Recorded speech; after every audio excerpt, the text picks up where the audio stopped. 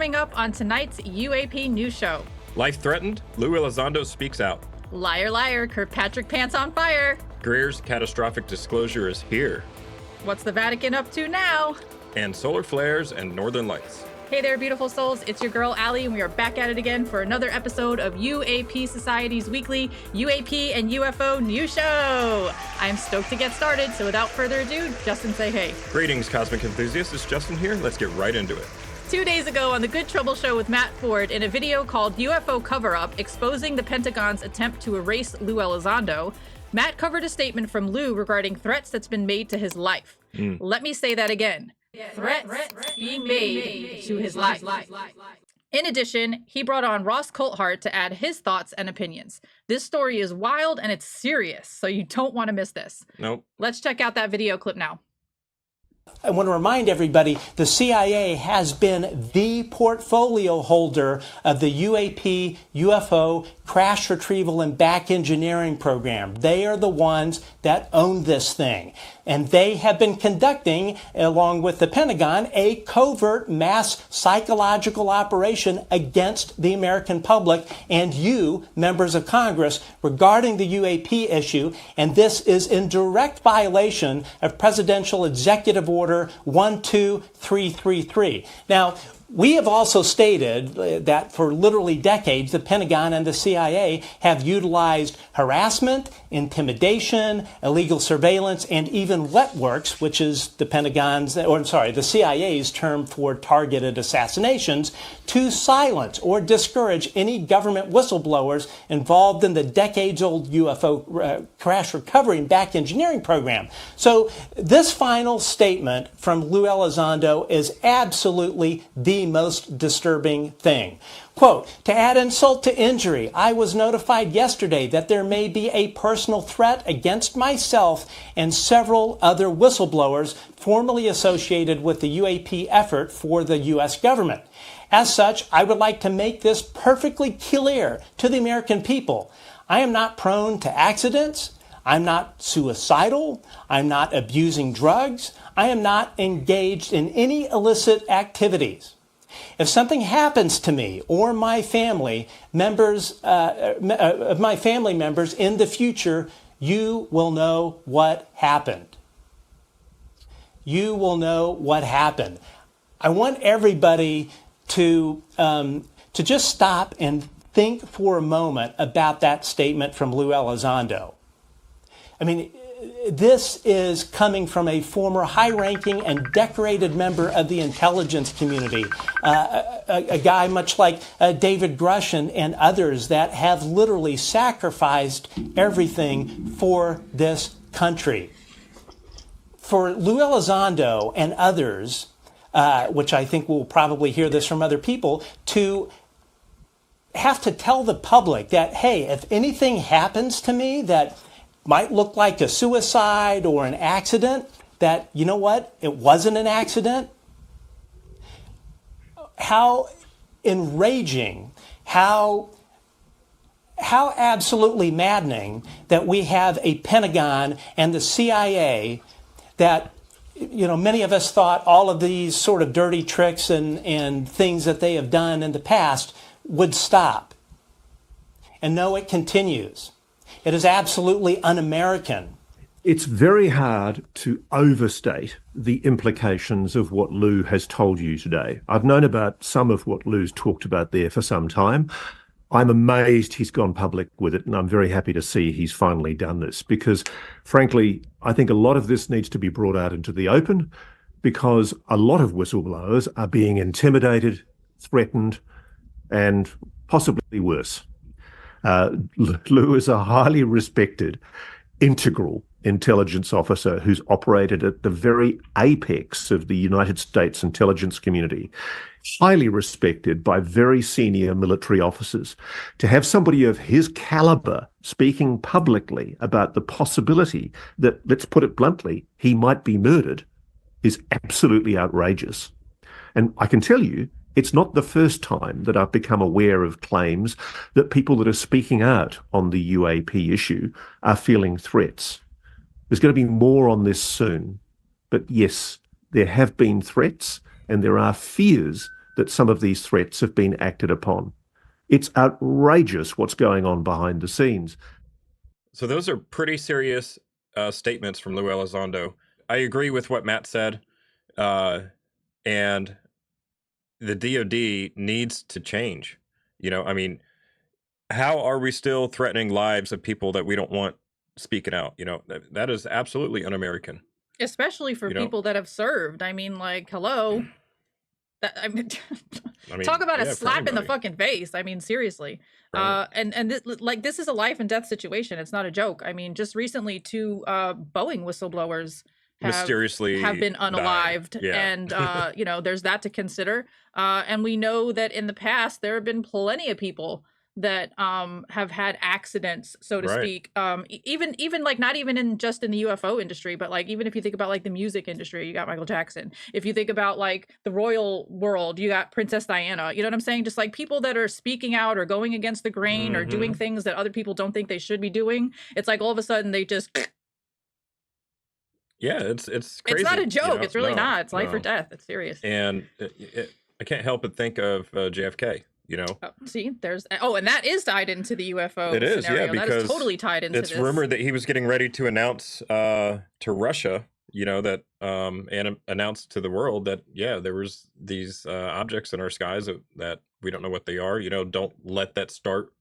The Third World War. And I guess there was a lot of people or some people in power that did not want that to happen, and made some calls and set up some stuff, and I mean that's what the evidence ends. That's where the evidence is pointing to, but I don't think I think the difference between then and now is that we got social media. You know what I'm saying? Oh, yeah. So like people could put shit on blast within seconds, and all of a sudden the whole UFO community knows about it. So I think it's really cool that Lue Elizondo released his statement as he did through the Good Trouble Show with Matt Ford. I'm kind of curious why he didn't put it on Twitter, because his Twitter audience is probably a little bit larger than the Good Trouble Show. Anyway, I don't want to get into everybody's that. talking about it. Right. Either way, everybody's already talking about it. I've already seen like a plethora of videos from other YouTube content creators that have covered this. Feel like I'm a little late to the game, to be honest, but hey, that's okay. Stuff happens so fast around here, it's hard to keep up. Right. I'm also thinking about Bob Lazar. He did the same thing. He felt like his life was being threatened, and so then he went public. Okay. David Grush did the same thing. He felt like his life was being threatened, and he went public. And now it's happening to Lue Elizondo, and I don't know who else. Yeah, me but either. There's a lot of people in the UFO community that are changing their schedules all of a sudden, like Dave Grush was supposed to speak at the SALT conference, and that changed. True. Could this be related? James Fox was supposed to go on Joe Rogan, and all of a sudden that changed, even though he's come out and said, I don't know if he stated this publicly, but through back channels, he's come out and said that he did not get a threat. Oh, that he did not? No, that he was not threatened, but it was a scheduling conflict. But you never know.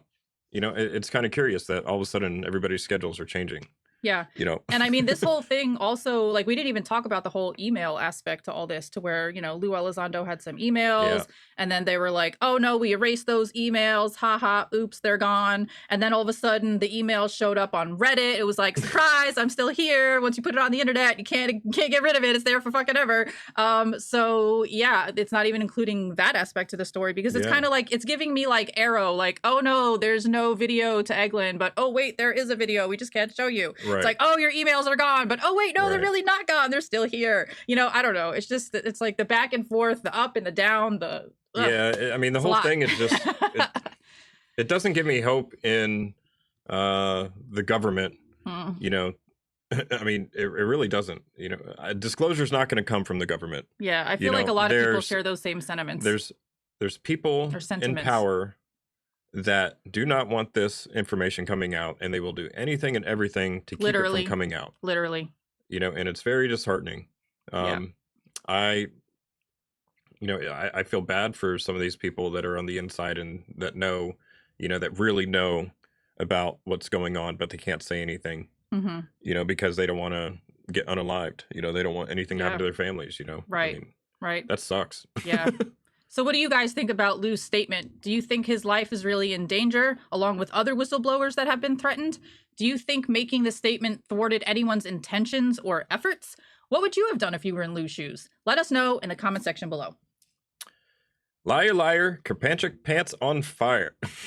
I love to roast this guy. Pun intended. Last week, Stephen Greenstreet posted an interview that he did with Dr. Sean Kirkpatrick over on the New York Post YouTube channel called The Pentagon's UFO Hunter Reveals What He Knows About Aliens. Well, in that interview, Kirkpatrick was questioned about his interest in UFOs prior to Arrow, involvement in UFO-related duties prior to Arrow, and about his attendance at the Senate Armed Services Committee briefing on Skinwalker Ranch back in 2018, to which he denied. Let's check out the highlights of that conversation now, along with a little self-incriminating statement from Kirkpatrickpants himself at the end. Before Arrow, did you have any interest at all in UFOs? Not beyond the occasional movie. Okay. Before Arrow, did you perform any duties regarding UFOs or paranormal phenomena? No.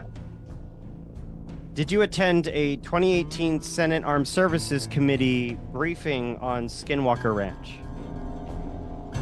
I asked him this question because in a previous report of mine, I revealed that in 2018, Brandon Fugel, the owner of Skinwalker Ranch, went to Washington, D.C.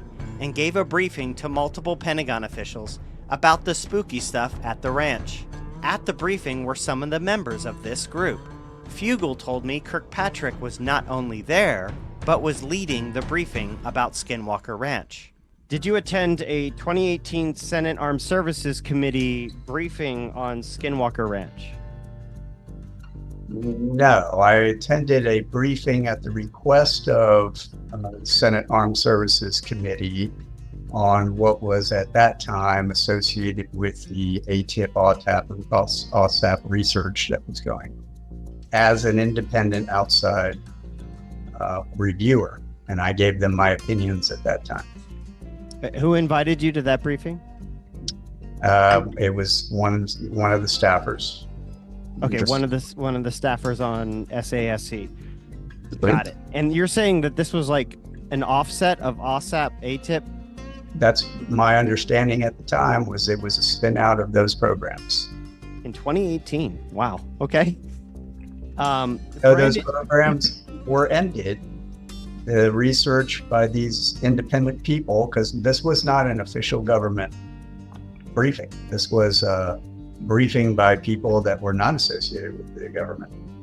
So, okay, so this briefing was not an official DoD Pentagon briefing. Oh, absolutely not. Okay. Brandon Fugel, the owner of Skinwalker Ranch, says you, quote, led that briefing in 2018 and claims you said you were, quote, already fully aware of the reality of UFO phenomena. Is that accurate?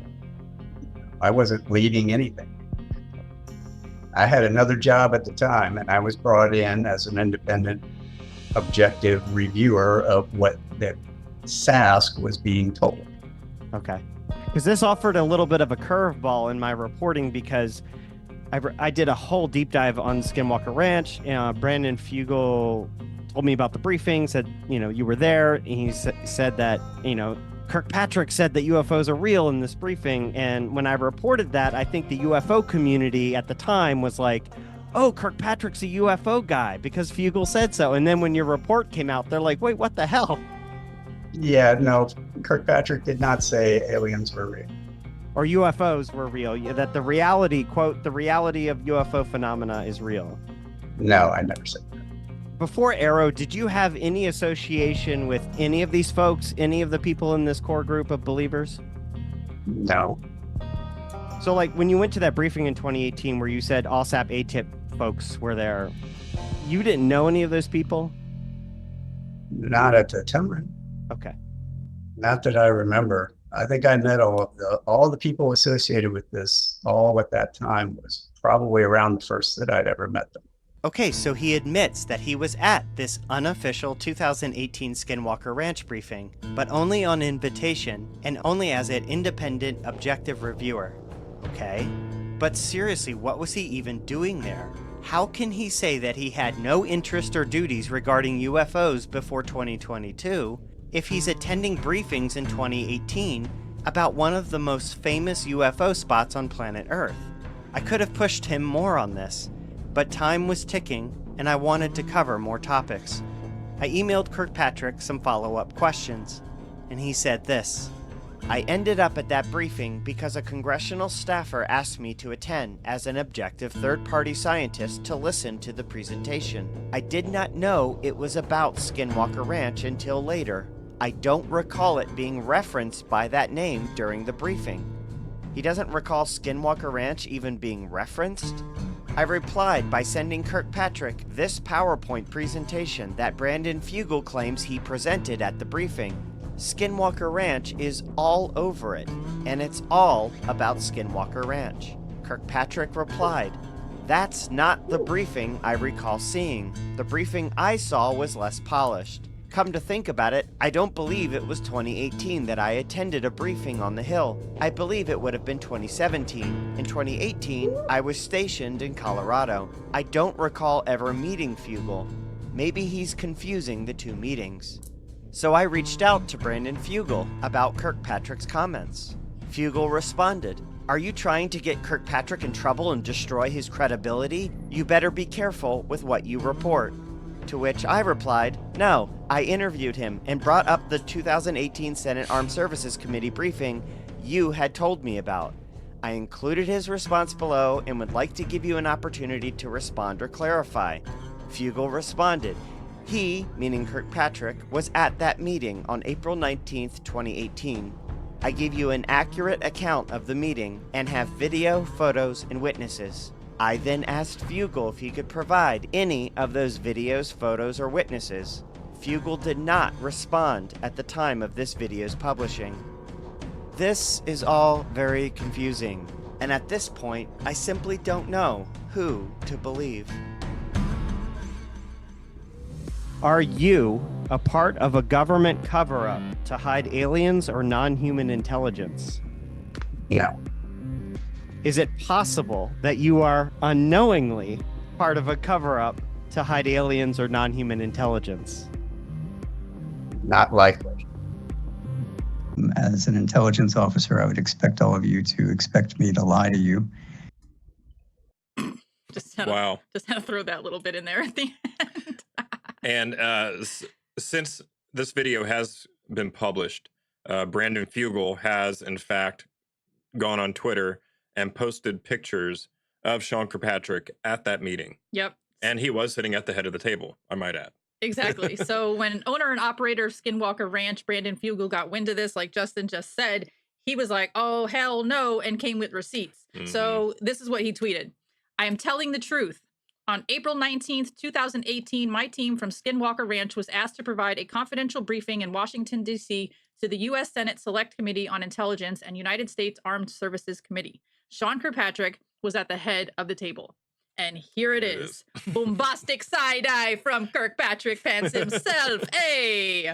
Yeah, and also, if you notice in this picture, Eric Bard is there leading the brief. He was one of the ones leading the briefing. Uh-huh. Right. Yep. So, and Eric Bard is the head project scientist for Skinwalker Ranch currently. I think the picture of Kirkpatrick sitting at the table looking dead into the camera is telling, man. It's telling. Yeah, that's pretty funny. Yeah. And then on top of that, Christopher Sharp tweeted this in response. "The fact that DOD and ODNI failed to communicate Kirkpatrick's prior involvement in the UAP topic is troubling. The damage has been done. The media were not informed by DOD, ODNI, nor Kirkpatrick. The office created to regain the trust of the public has again failed." So this Pinocchio nose of Kirkpatrick's just keeps getting longer and longer and longer. And oh man, I don't know. Yeah. I mean, it is what it is. I mean, that tweet funny. was giving me just like Arrow sucks vibes, and I agree. Yeah, you know. We can just leave it at that. We could, yeah. All right, yeah. I want to play devil's advocate, but I don't want you to kick me. What do you mean? So in Sean's defense, somebody could argue that was, 5 years ago, and he just simply doesn't remember because he's been to so many freaking briefings. Yeah, but this man is playing all the way dumb. He's acting like he's got amnesia. Oh, was it 2017? Was it 18? Was I there? Was I not there? Did I meet Fugel? Did I not? I mean, he admitted to being there, He admitted to being there as like a witness to the event, but then he acted like he didn't know. I mean, unless the man was just sitting there scrolling on his phone the whole time and really did not pay any fucking attention at all. I mean, which is likely. Maybe that could be the case. Maybe not but scrolling even on his still, phone, even still. Yeah, the whole situation is just ridiculous and funny and can be comical. I love to roast Kirkpatrick. Him and Mick West, man. I'm not somebody to hate on people at all, but man, we don't hate them. No, we don't hate them. I just love but roasting them for all the shenanigans that they produce on a regular basis. Yeah.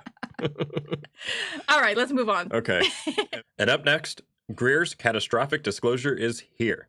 On May 10th, Dr. Stephen Greer released a new video on his channel called Breaking News. Dr. Greer drops bombshell information, catastrophic disclosure, which introduces his latest project, a website called Disclosure Project Intelligence Archive, or DPIA for short, which encompasses 30-plus years of Greer's work and research in the field of ufology. To explain further, let's hear it from him. All right.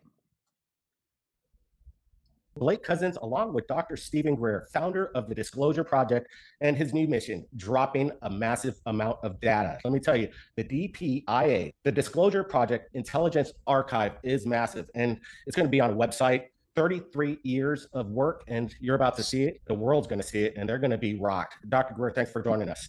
Thanks. It's good to see you. And so the Disclosure Project Intelligence Archive. Let me give you a little background, everyone, on this. About 3 years ago, I was asked by the senior investigators for the Senate Intelligence Committee to help them get to the bottom of this. And at that time, the idea is that they were going to be able to get funding in place to do a very large investigation on this, where I would have worked embedded with that contractor to get all the terabytes of data and information I have into the hands of the intelligence community, but they never were able to move that forward for funding. So what I started doing about a little over 2 years ago, 2.5, was to begin to digitize everything we have and everything that's in other archives in a massive project. So it's been 34 years in the making. You'll see things from 1990 all the way to very current. And they're organized in, there'll be 14 categories. So that site is live right now. So it's dpiarchive.com. And it has, I believe, 112 top secret military, corporate intelligence, whistleblowers testimony in it, unmasked with their names. It has another 650 mass names that can be subpoenaed or investigated should the Congress pivot to that. But what you'll see for that list is the master witness list is a little synopsis of what they know or what they're going to testify to. But their names are redacted because these are people who don't want to be known by the public yet. And this list is going to keep growing. So to give you an idea of how extensive this is, there's also all the correspondence between me and all these hundreds of whistleblowers, but their emails and names are blacked out if they're someone who's still confidential. But if it's someone disclosed, you'll see who they are.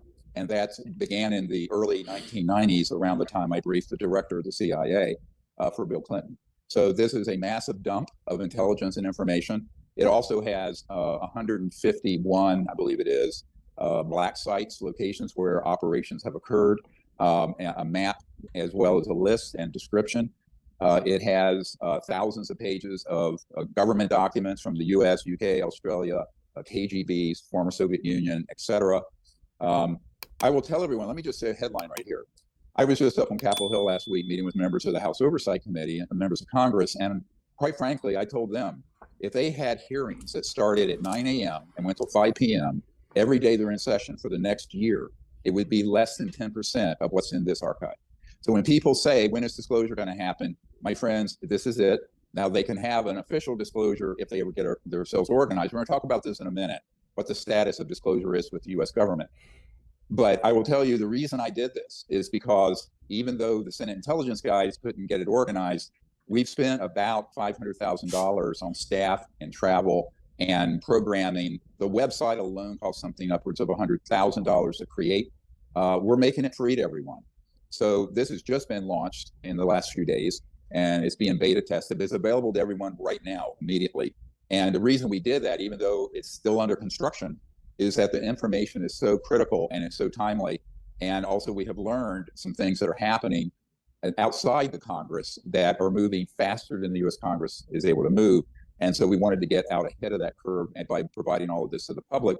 But it's also a research tool that we're giving and sending to the members of the Senate and the House and the National Security Council people, the White House Military Office folks I've been working with, so that they can do a deep dive on their own. It's a searchable website. There may be a glitch here and there, but we've been working on it now for a very long time. And I think you'll be quite amazed, but it's a lot of material to go through. What we have done is put it into all these categories and subcategories. So like if you want to look into the crash retrievals, we have 122 documented crash retrievals, many of them illustrated. People working with Michael Stratt did, but other cases we have. And then we have those organized by priority. And the ones that are most important are the ones that have named sources as opposed to anonymous sources. So you will see that that's a huge section of the website as well. So there's a whole category on technologies, anti-gravity propulsion, the history of it, electromagnetic warfare systems. So pretty much everything that anyone would ever want to know or need to know, whether you're the president or the man on the street, is in this archive. It's not an overstatement. And so they've been sitting in our basement in boxes and file cabinets for 30 years, but now it's out. It's a lot of work, and we're going to be adding to it. The other thing I want to let everyone know, if you've got something legitimate and important that the whole world should see, or for that matter, members of the Congress and the White House should see, please send them to us. There's a way to contact us on the website for the archive, and if we will review it, I'm going to guarantee we'll put it in if we don't feel it's credible. But if it's credible, then we will put it in. The other thing is crowdsourcing the site itself, not only bringing in material, but if you find that something is miscategorized or not labeled properly, let us know, because I mean, we've been doing this with a couple of staff people and mostly volunteers, and the Senate intelligence folks anticipated there would be 30 full-time people working on this archive. When they dropped the ball, we picked it up. That's how I am. And I just say, okay, you're dealing with government people, and you're lucky if they can get themselves organized out of a paper bag. But frankly, that's why it's incumbent on we the people to do it. So that's what we've done. Yeah, basically, like what you're putting together is the Bible of disclosure, and 33 years of the data, the videos. It's pretty immense, and obviously it's a work in progress. But I can't wait till the world gets to wrap their minds around all of this. Like you said, it'd take Congress basically a whole year to go over this if they were doing 12-hour shifts over there. That is super interesting. I'm glad that they finally released, all their documents and files. Yeah. He's been talking about this document dump for the last, year and a half, I think. Mm-hmm. So that's pretty cool, Yeah. However, as with any sort of technology, there are problems, and people are having trouble registering or getting in. You have to register on the website, and then after you register, then they will allow you access. But it's not really going all that smoothly. There's been a lot of people that have had trouble. Including me, because when he told me that, I was like, oh, really? Let me find out. So I went to the website, registered, created the username, created the password, sent that all in, got the information in the email. We got to click on the link to verify that that's what your email was, did all that. Then, 2 seconds later, I go to log in, and they're like, user not found. I'm like, I just verified. I just went. So needless to say, I didn't get to see anything. And apparently a lot of yet. And a lot of other people are having that issue. So there's that. But I was talking to a couple of the folks on the vetted server last night, and apparently some of them were able to get in. But also keep in mind that all of the information, all of the documents, all the pictures, all the videos, everything that's on the website is copyrighted. So if you plan on going there and screenshotting some stuff or copying it to try to use it for your own, I'd be careful, because his lawyers will come for your neck. Yeah, you don't want that. But right. Anyway, besides that, I think that's a pretty cool initiative. I'm really glad to see him constantly pushing the ball forward. There's a lot of people that love or hate the guy, but regardless, he's contributing to the conversation. He's getting Congress involved. He's making a big stink about things. So love him or hate him, he's still on disclosure side. He mentions the info being critical and timely because there are things happening outside of Congress that are going on faster than Congress is able to move and keep up with. So they wanted to get out ahead of that curve. So my question is, what's happening? What curve is he trying to get ahead of? What things are going on behind the scene? What's that about? That piqued my interest. Yeah, that's a good question. Yeah. I don't know. Me neither. The link to the video and the new website are in the video description box below, along with all the other sources shown in this video, in the order that they appear. So make sure you check that out. Definitely. All right, next up, what's the Vatican up to now? Today, for the first time in almost 50 years, the Vatican held a press conference to present the new provisions of the Dicastery for the Doctrine of the Faith for discerning between apparitions and other supernatural phenomena. Let's check out a video from News Nation Now to see how that went. Today, the Vatican speaking out on reported mysteries and miracles, releasing updated guidance for the first time in nearly 50 years on how to discern supernatural phenomena and apparitions. You'll remember last summer, whistleblower and Air Force veteran David Grush exclusively told News Nation he believes the Vatican is part of a 90-year cover-up of alien existence after a UAP was allegedly found in Italy. 1933 was the first recovery in Europe, in Magenta, Italy. The Italian government moved it to a secure air base in Italy for the rest of kind of the fascist regime until 1944, 1945, and the Pope Pius XII back-channeled that. You're saying that the Catholic Church, the Vatican, they know about the existence of non-human intelligence on this planet? Certainly. Well, News Nation's Joe Khalil is live in Washington. Joe, did the Vatican speak on UAPs specifically at all? They did not today. What happened today, what we got was actually just a laying out of new guidelines from the Vatican as to how they vet and review what they're calling supernatural phenomena. These are religious things. So they get reports from all over the world all the time about appearances or apparitions from religious figures, people who genuinely in some cases, and maybe in bad faith in others, report that they see religious figures appearing in front of them. Or, for example, this is a case that is reported often in different parts of the world where you've got a statue of a religious figure, Christian religious figure like Jesus Christ or like the Virgin Mary that ends up having tears of oil. That's one that we've seen more than once now. So the church is basically saying now they've got a new process to review which ones of those are explainable, which ones may be mistakes or misunderstood, and which ones may just be straight up hoaxes or false. And then the other category of what they may appear to be legitimately things that they cannot explain with human means. So that is what we're now getting now, these new guidelines. And effectively, what we're seeing is the Vatican wants a deeper hand to deal with these kinds of things more directly. The new guidelines we got today says that the local bishop, which for those who are not religious or may not be familiar, that's a religious authority within the church that's higher than a priest and sort of the go-between from a local Christian Catholic community and the Vatican.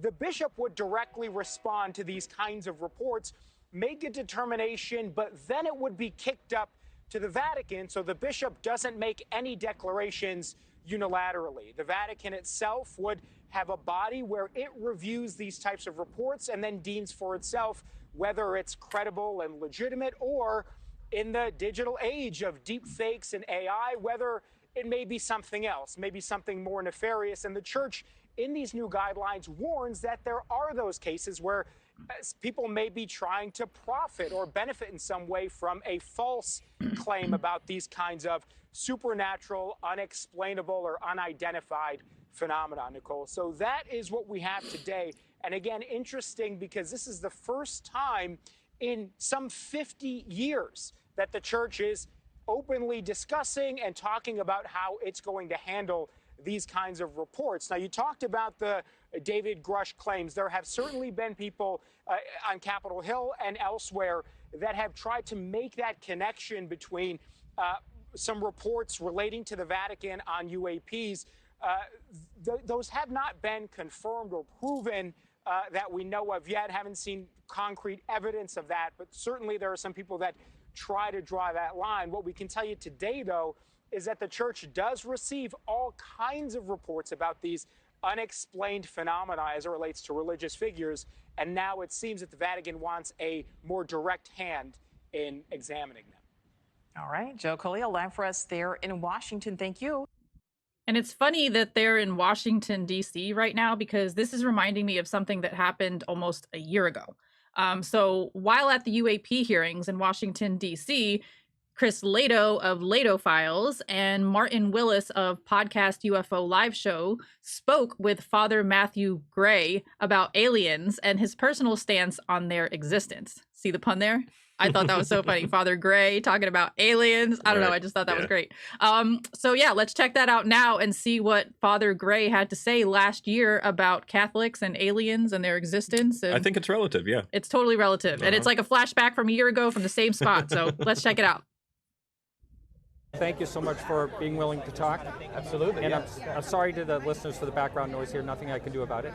So, your name, please? Name is Father Matthew Gray. Welcome to the show. Thank you. And I want to find out, why are you here at the UAP hearing? Because if this is true, which I personally believe it is true, this is life-changing. This is something that is not an American issue. It's a global issue. It's a human issue. Yes. And truth is truth. Truth needs to be known as much as anything else. We have a right to know and kind of delve into the implications of it. And this affects everything. Right. And so I know you're not speaking for the church. Right. Not speaking for the church. Just came here on my own volition. I'm, of course, Catholic priest, and I wanted to know more about the hearing. And what do you think about what the Pope has said over the years about the possibility of extraterrestrial life? The church has always been open to it. Anything that exists does exist because God created it. So why would he not have created non-human intelligences other than ourselves? You know, it further shows his goodness, his creativity, and the goodness of God. So the church has always been open to the possibility. In fact, Pope St. John Paul II was doing an interview, you know, in a greeting line. A little girl came up to him, and she asked him straight out, Holy Father, do aliens exist? And he could have said no. He could have said, oh, that's silly. But he just stopped what he was doing, turned to the little girl, and said, don't ever forget, they're created by God and should be loved also. I thought that's beautiful. That's the essence of Christianity, right? It's the essence of our faith, to love one another and to treat each other with respect. So I think I'm looking forward to the church talking out more openly, especially as we ourselves learn more about it. Now, the observatories. The Catholic Church has amazing observatories. We do, one in Rome and one in the United States. And do you know anything about, have you ever heard anything about, I forget the name of the father that's the astronomer. I forget his name too. It's 2006 and 2016, two different statements that came out about, you know, if aliens do exist, then that just further shows God's creativity and his goodness. That it is possible. So it does not rule that out at all. And I think there was something about baptizing them too. Did I hear that once? I hadn't heard that one. That would be interesting. Well, thank you so much. It's a pleasure meeting you, and thank you for coming. And I'm glad you have the curiosity. Absolutely. Stay curious, and thank you for asking. You bet. Yeah. Throwback, super cute. Love that. Oh man, I thought that was super cute. Yeah. Father Gray. Come on, Gray, guys. Come right. on. How much cuter does it get? You know, I feel like a lot of people were expecting or hoping that the Pope was going to come out, you know, and say that the church definitely believes that there are NHI. I mean, you know, that or that they definitely have experience working with, you know, some of these craft and stuff, you know. I'm still waiting for that.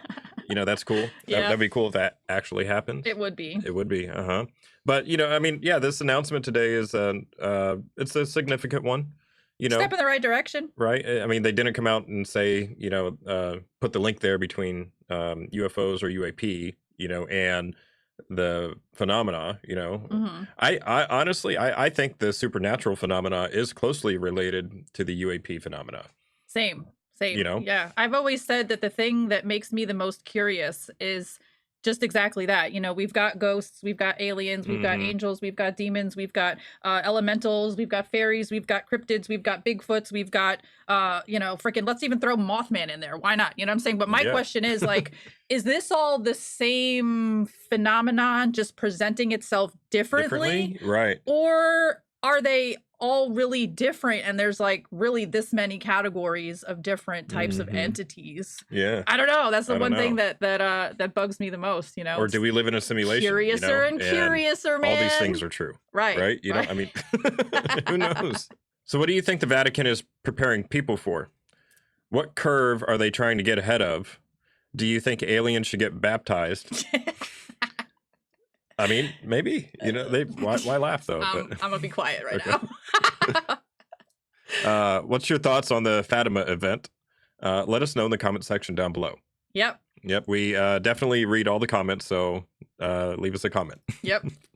All right, and last but not least, solar flares and northern lights. I'm actually really excited to show you guys this. If you live on planet Earth, then chances are you've heard about last week's blast of solar storms that caused all kinds of beautiful sky spectacles to be seen all around the world in the form of an aurora borealis. We got hit with not one, not two, not even 3 or 4, but 5 solar storms that affected the electromagnetism of the Earth and produced awe-inspiring atmospheric events. On Twitter, user Into Thin Air says, biggest solar storm in years. Multiple major solar storms inbound. The last time we saw anything like this was in 1859, where the Carrington event took place. A set of CMEs, which are coronal mass ejections, so strong it would literally cripple us in today's electric world. Unreal. Heads up, please share. Up next, I've got that embedded video to show you, along with other contributions from folks like solar physicist Keith Strong, space weather physicist Dr. Tamitha Skov, TikToker Conscious Jose, and producer actress Yvonne Sawyers that you don't want to miss. These are breathtaking examples of the magic that occurred last week on planet Earth. All right, everybody, welcome back. May 9th, 2024, and this is a very serious situation. You are looking at the Enlil spiral chart. This tells us about CMEs and very large amounts of energy hitting the Earth, and as you can see, we are about to be hit by 4 CMEs. The last time we had anything of this type of strength or in a forecast was during the Carrington event in the 1800s. For those of you that don't know what the Carrington event was, in August and September of 1859, it emitted a series of intense solar flares and CMEs. Just like we're seeing today. A resulting geomagnetic storm set fire to telegraph offices and sparked auroras from Cuba to Hawaii. Recent headlines stoking fears of an internet apocalypse if it repeats. Now, obviously, this was written before we had this AR3664 sunspot that we're dealing with now that is completely blowing off these X-class solar flares back to back to back to back. And now we are going to be dealing with all that energy hitting us basically at once. While watching these satellites, this one you're looking at is the LASCO cam. You could see a halo CME. That means when these eruptions happen, it's covering the entire sun, which means it will be hitting Earth. These are directly facing Earth and hitting our atmosphere at nearly 700 to 800 kilometers per second. So you can see in this visual how our magnetic field gets interrupted by this. Eventually, that can lead to strong earthquakes. It can lead to cell phone outages, as we said, fires and communication issues, and if strong enough, physical effects on the human body. This Carrington event, if this were to happen today, and what we're seeing in this situation is a very strong possibility that it can happen at any given time. As we said before, this would be completely devastating to the entire world, simply based on the fact that everything we do now is electric. So this is something to very much think about and look into. If you don't know much about the sun, these are already heading towards us, and we're expected these solar storms to begin around tomorrow and the next day. And some of these storms could be as high as KP7. That is absolutely insanely strong. I'll have updates throughout the day, my friends, but this is a very big set of news that you want to be learning about if you don't know already. All right, I appreciate you all. Stay up to date. Take care. Bye-bye. It's the most tremendous new musical experience you can have.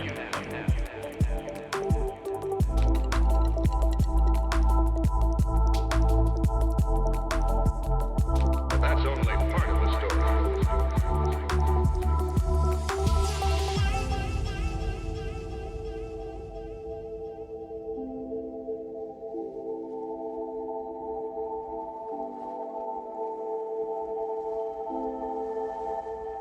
So we are having the strongest G4 magnetic storm that we have ever experienced in 20 years. And the whole UK is lit up right now, y'all. Check this out. Boy, look at this, y'all. Oh my goodness.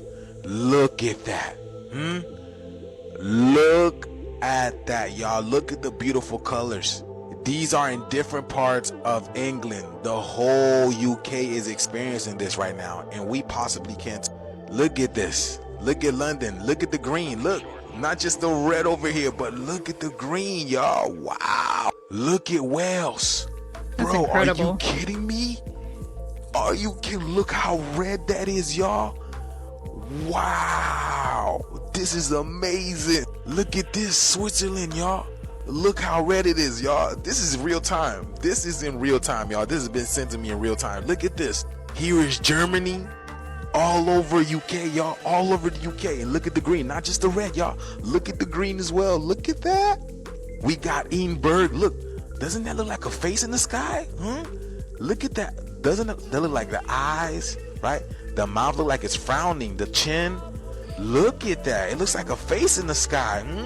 In all the beautiful colors. Oh my goodness. Oh my goodness. She's alive, y'all. She's alive. Look. More colors in Edinburgh. Look. Look at this, y'all. What do y'all see? Remember they showed us in school these type of drawings. They'd be like, what do y'all see? Look at that. What do you guys see? What messages? Look, another part in Scotland. Wow. Look, that looks like the DNA strand. It looks ribbed. Look at that. Oh my goodness, y'all. What a time to be alive. What a time to be alive. These colors are trending, by the way, too. So you know, again, things are going to intensify, y'all. Earth is alive, y'all. She's breathing.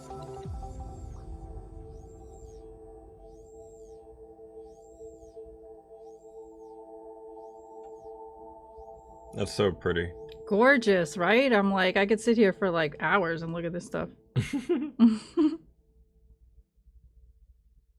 So freaking pretty, my God. And in addition to that, I've got some bonus photos from members of the UAP Society and vetted Discord servers that I felt like you guys should not miss out on. So check these out. I'm going to have them flashing by as we're talking. And while we're featuring these stunning pictures, let me also point out how this is synchronistic to the story that we did about 2 weeks ago called Possible Portal Seen in the Sky, where we showed a video from Jonah Jinton where she captured the Northern Lights from her home in Sweden. And in case you missed that episode, please make sure to go back and check that out. And that concludes this week's UAP Society's UAP UFO News Show. Thanks so much for hanging out with us, and while you're here, do us a favor and smash that like button. Click subscribe, ring that notification bell, leave us a lovely comment down below, and share this video with your family and friends to help us spread the good word. Let's raise the collective consciousness together in unity. Much love, peace, and namaste.